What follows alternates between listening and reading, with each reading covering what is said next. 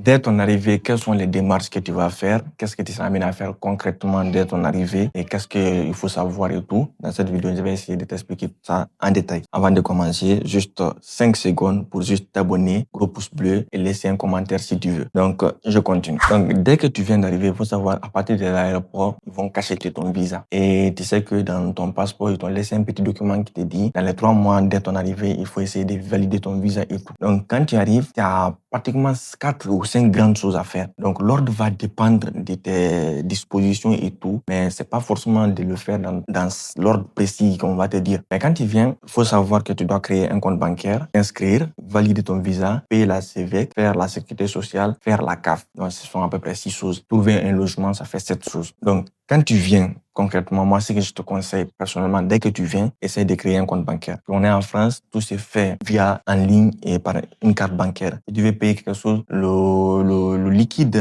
ou voilà, les billets, là, rarement, pas partout, mais voilà, tu seras vraiment pénalisé parce que tu pourras pas faire tout ce que tu veux. Donc, quand tu viens, essaie de créer un compte bancaire dès les premiers jours. Quand tu mets pied en France aujourd'hui, demain, après-demain, essaie de faire la création de ton compte bancaire. Et pour la création de ton compte bancaire, tu as grandement besoin de quelques documents, juste ton visa pour avoir ce qui équivaut à un titre de séjour. Après, il faudra, voilà, ton adresse, avoir une adresse au moins où on peut dire que si tu loges. Donc, quelqu'un qui t'a hébergé, tu peux prendre son adresse. Quand tu auras ton propre logement, tu vas changer dans ton application. Et après, ce que je peux dire, c'est quoi? C'est un accord préalable que, en tant qu'étudiant, tu as accès à certains privilèges dans certaines banques pour avoir quelques réductions et tout. Tu auras besoin de ça pour faire juste la création de ton compte bancaire. Donc, un petit bonus pour vous. Moi, j'ai ma banque et pour ceux qui veulent, je peux vous parrainer si vous voulez intégrer ma banque. Donc, quand je vous parraine, vous avez un avantage et aussi un avantage. Donc, vous avez un montant et moi, si j'ai un montant peut-être assez intéressant. Et bon, pour un souci de conformité, de respect et tout, je préfère garder ma banque privée pour ne pas vous dire ça dans la vidéo. Mais pour ceux qui sont intéressés, comme vous savez, Instagram est là, vous m'écrivez. Voilà, moi, je vous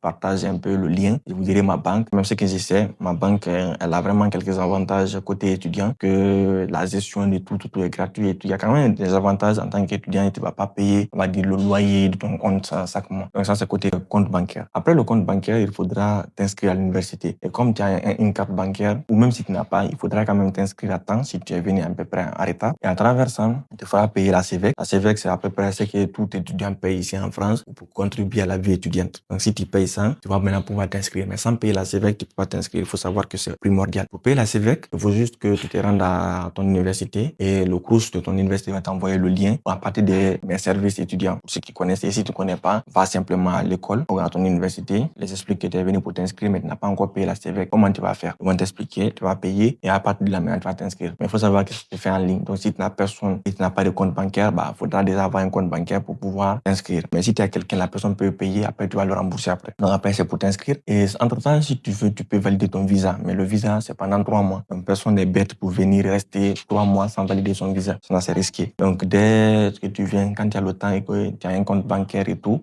toi-même, tu peux le faire à travers le lien qui se trouve, c'est étranger, quelque chose comme ça, là. Donc, tu as le lien dans le petit papier qui se trouve dans ton passeport. Donc, tu vas t'inscrire là-bas, tu vas valider ton visa et tu vas avoir ton visa long séjour équivalent à titre de séjour. À partir de là, maintenant, te voilà à peu près bon. Maintenant, tu vas aller faire ce qu'on appelle la sécurité sociale. La sécurité sociale, pourquoi? C'est primordial pour 2 choses. 1, si tu es malade, comment réduire les coûts des frais de santé. Et 2, comment avoir un job. Il faut savoir qu'en France, ici, tu ne pourras jamais travailler tant que tu n'as pas la sécurité sociale. Que ce soit job étudiant, stage, alternance, je sais pas moi, n'importe quoi. Il te faudra toujours une sécurité sociale. Donc, tu pars faire ça, et ça, tu peux le faire en ligne ou tu pars directement à ces Amélie. Mais généralement, certains le font en ligne. Mais si tu ne connais pas, les personnes qui vont t'accueillir et tout, demande-les, ils vont t'expliquer et c'est très très simple. Donc, à partir de là maintenant, ce que tu peux faire maintenant, c'est avoir la CAF. Mais pour avoir la CAF, il faut avoir un logement. Donc, si tu as déjà un logement, voilà, tu vas aller faire ta demande de CAF. Mais il faut savoir que quand tu fais ta demande de CAF, tu peux prendre jusqu'à 3 mois, 4 mois. Moi, par exemple, quand j'étais venu, j'ai fait ma demande de CAF, je crois, en septembre, mais je l'ai eu à partir du mois de février. Donc, vous voyez, ça prend du temps pour les nouveaux. Mais si tu as déjà un ancien logement, c'est plus rapide. Donc,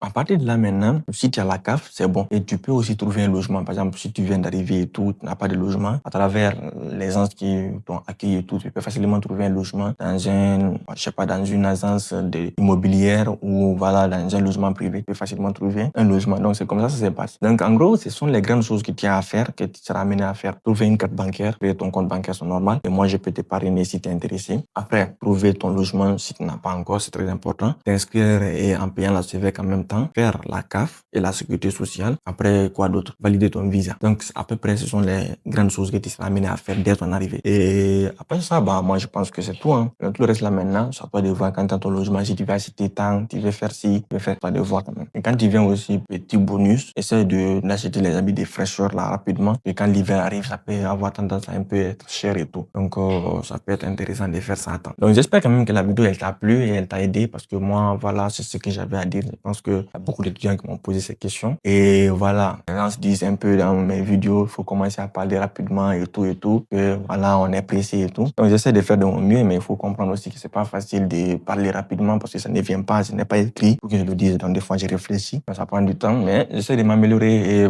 peut-être les conseils et tout, ça permettra aussi, voilà, d'améliorer un peu la vidéo. Donc, c'est un peu ça et on va se dire à très bientôt pour de nouvelles vidéos et n'hésitez vraiment pas à poser vos différentes questions dans les commentaires et moi, je me ferai un grand plaisir de vous répondre. Ciao.